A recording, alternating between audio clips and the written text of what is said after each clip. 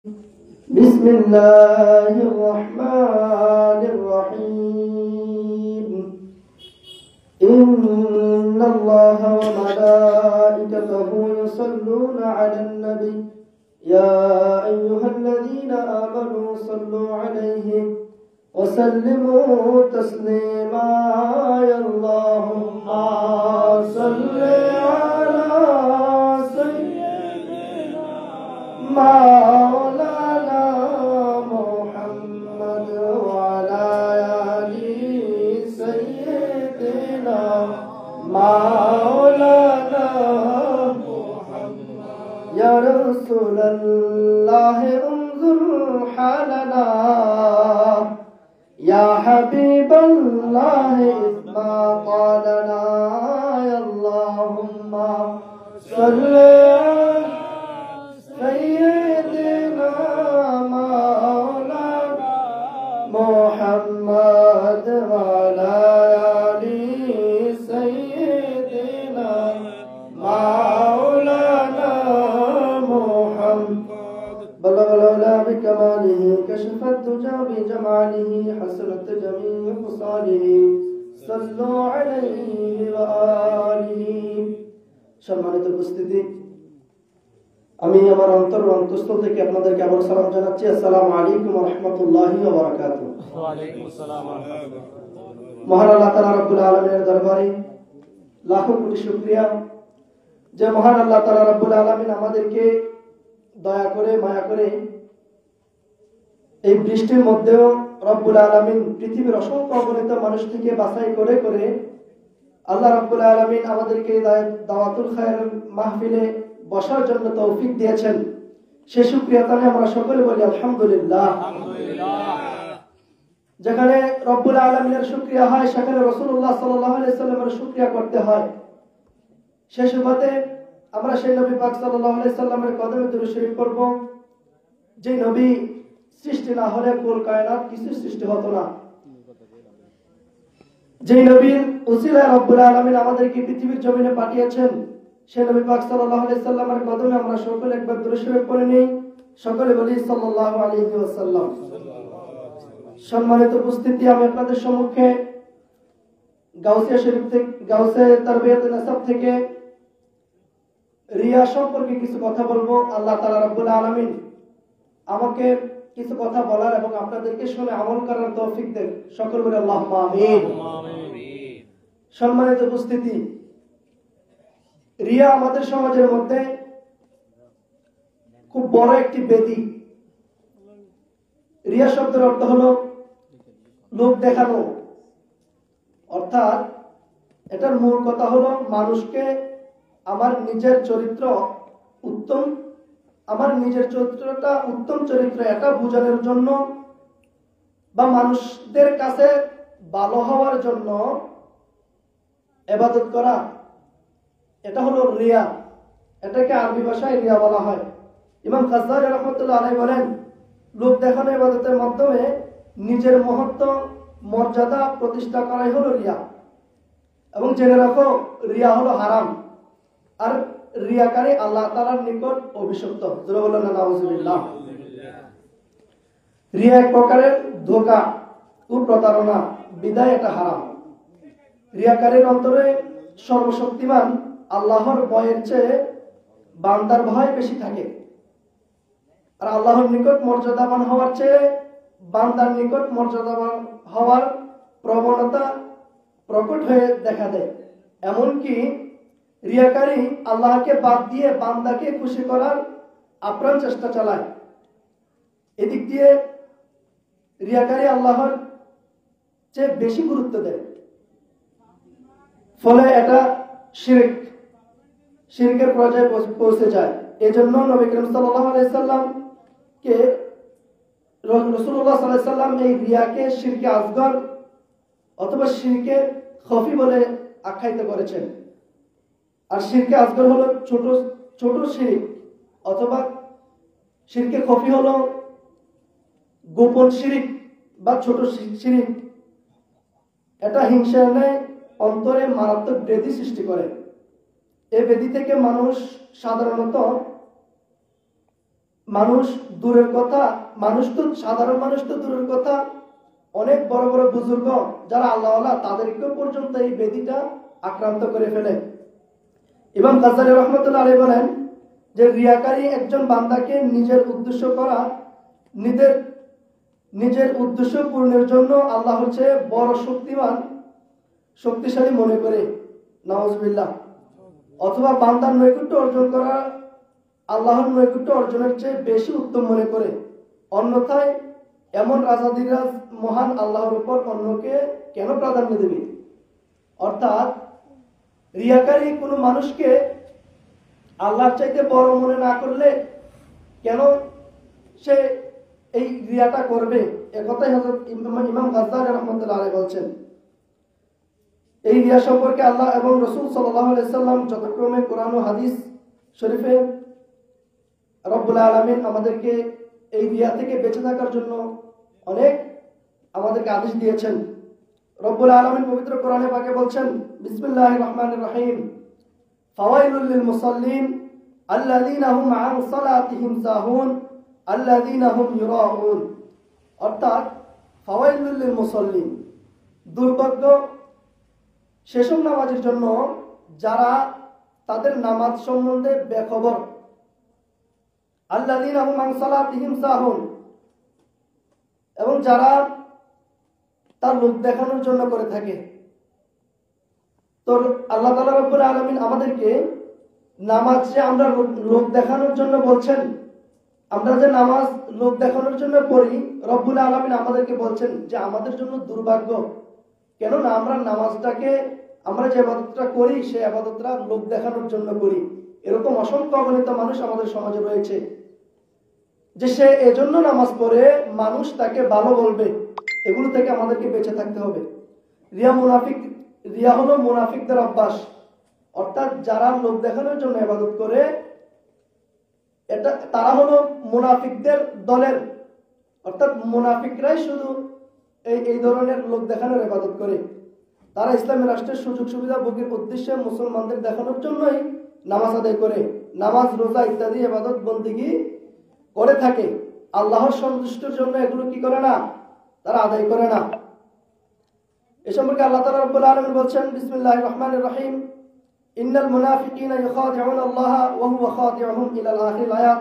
আল্লাহ তাআলা রব্বুল আলামিন বলছেন যে অবশ্যই মুনাফিকরা নিজেদের ধারণায় আল্লাহকে প্রতারিত করতে চায়, বস্তুত তিনি তাদেরকে অন্যমনস্ক করে মারবেন। আর যখন নামাজে দাঁড়ায় তখন মন ভোলা অবস্থায় মানুষকে দেখায় মাত্র, আর আল্লাহকে স্মরণ করে না। কিন্তু অল্প সংখ্যক লোক এটার বিপরীত করে।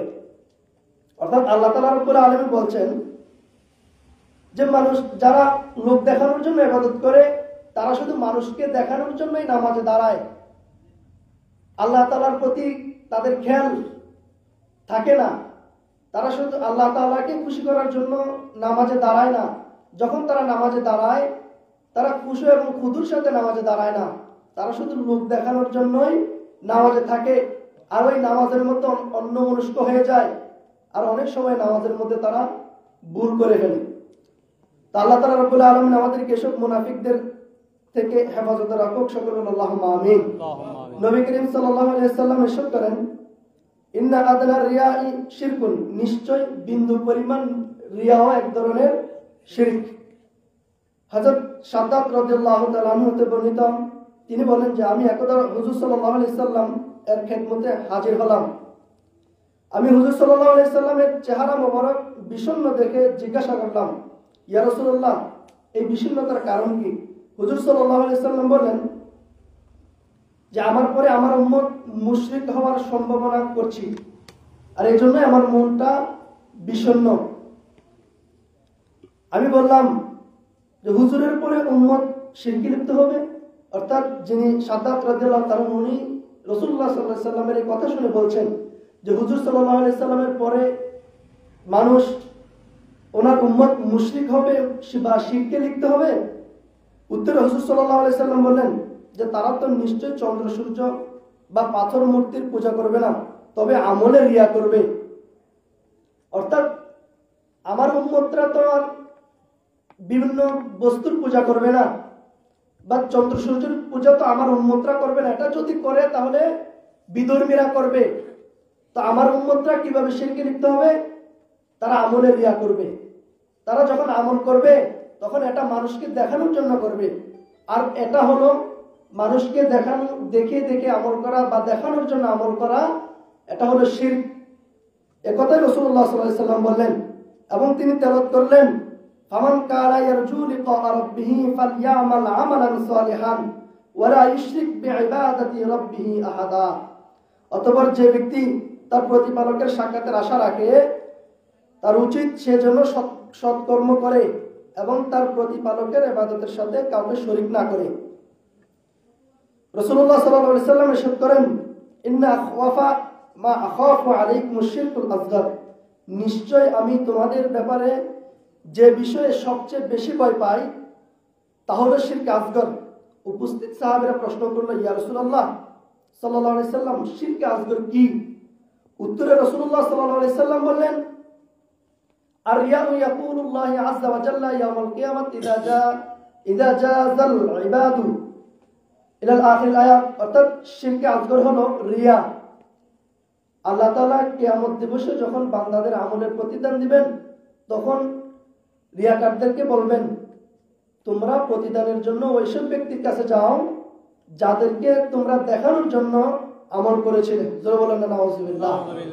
অর্থাৎ আল্লাহ তাআলা রব্বুল আলামিন যখন আমাদেরকে কিয়ামতের ময়দানে আমলনামা দান করবেন তখন আমরা সকলেই আল্লাহ রব্বুল আলামিনের কাছে আমাদের আমলনামা নেওয়ার জন্য যাব বা সওয়াব নেওয়ার জন্য যাব। তখন আল্লাহ তাআলা রব্বুল আলামিন আমাদের মধ্যে হতে যারা রিয়াকারী তাদেরকে বলবেন যে দুনিয়াতে তোমরা যাদেরকে দেখানোর জন্য ইবাদত করতে, যাদেরকে দেখানোর জন্য তোমরা ইবাদত করতে তোমরা তাদের কাছে যাও, তারা তোমাদেরকে সেই আমলের সওয়াব দিবে। তো আল্লাহ তাআলা রব্বুল আলামিন আমাদেরকে এসব রিয়া থেকে হেফাজতে রাখুন। সকলে বলেন আল্লাহুম্মা আমিন। এখন রব্বুল আলামিন যারা রিয়া করবেন, যারা লোক দেখানোর জন্য ইবাদত করবেন, তাদের জন্য তো জাহান্নাম রয়েছে এবং তাদের জন্য জান্নাত হারাম। জোরে বলেন না নাউজুবিল্লাহ। এই রিয়াটা যারা রিয়া করবে তাদের জন্য জান্নাত হারাম। রিয়া মুনাফিকদের চরিত্র, আর মুনাফিকদের স্থান হলো জাহান্নামের সর্বনিম্ন স্তর। তাছাড়া রিয়াকে যেহেতু মহানবী সাল্লাল্লাহু আলাইহি সাল্লাম শিরক বলেছেন, সেহেতু রিয়াকার হবে মুশরিক, আর মুশরিকের জন্য বেহেশত চিরস্থায়ীভাবে হারাম। জোরে বলেন না নাউজুবিল্লাহ। ইমাম গাজ্জালী রাদিয়াল্লাহু তাআলা রাহমাতুল্লাহ আলাইহি বলেন যে হুজুর সাল্লাল্লাহু আলাইহি ওয়াসাল্লাম ইরশাদ করেন, কিয়ামতের দিবসে বেহেশত কথা বলার শক্তি পাবে এবং ঘোষণা করে জানিয়ে দিবে যে কৃপণ ও রিয়াকারের জন্য আমি হারাম। জোরে বলেন না নাউজুবিল্লাহ। এভাবে করে আমাদেরকে জাহান্নাম জান্নাত আমাদের কি করবেন না, গ্রহণ করবেন না। এ ব্যাপারে গাউসুল পাক রাহমাতুল্লাহ আলাইহি বলেন যে হযরত ইবনে আব্বাস রাদিয়াল্লাহু তাআলা আনহু বর্ণিত রাসূলুল্লাহ সাল্লাল্লাহু আলাইহি সাল্লাম ইরশাদ করেন, আল্লাহ তাআলা যখন জান্নাতে আদম সৃষ্টি করলেন তখন তন্মধ্যে না কোনো মানুষের অন্তরের খেয়ালে এসেছে। তারপর আল্লাহ তাআলা রব্বুল আলামিন যখন জান্নাতে আদম সৃষ্টি করলেন তখন তন্মধ্যে এমন নিয়ামতসমূহ সৃষ্টি করলেন যা কোনো চোখ দিয়ে দেখা যাবে, যা কোনো মানুষ শুনেছে, না কোনো এসব মানুষের অন্তরে খেয়াল এসেছে। এসব ধরনের নিয়ামত রব্বুল আলামিন জান্নাতে আদমের মধ্যে সৃষ্টি করে রেখেছেন। তারপর ওই জান্নাতে আদমকে ডেকে বলবেন, আল্লাহ তাআলা রব্বুল আলামিন বলবেন যে হে আদম, তোমার কিছু বলার থাকলে আমাকে বলো।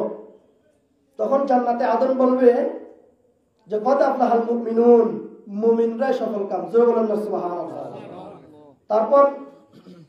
তারপরে জান্নাতে আদম বলবে যে আমি প্রত্যেক কৃপণ ও রিয়াকারের উপর হারাম।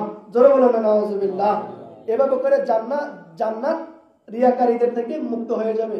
অর্থাৎ জান্নাতের মধ্যে তাদের কোনো স্থান থাকবে না, সে কথাটা তারা জানিয়ে দিয়েছে। এভাবে আরো হাদিস রয়েছে। হযরত আদির ইবনে হাতেম রাদিয়াল্লাহু তাআলা আনহু বলেন যে রাসূলুল্লাহ সাল্লাল্লাহু আলাইহি সাল্লাম ইরশাদ করেন, কিয়ামতের দিন কিছু লোককে কঠিন আযাব দেওয়া হবে। আল্লাহ তাআলা তাদেরকে বলবেন, তোমরা আমার সামনে বড় বড় গুনাহ করতে, কিন্তু যখন মানুষের সাথে মিলতে তখন নম্রভদ্র হয়ে যেতে, তোমরা লোকদেরকে ভয় করতে, কিন্তু আমাকে ভয় করতে না।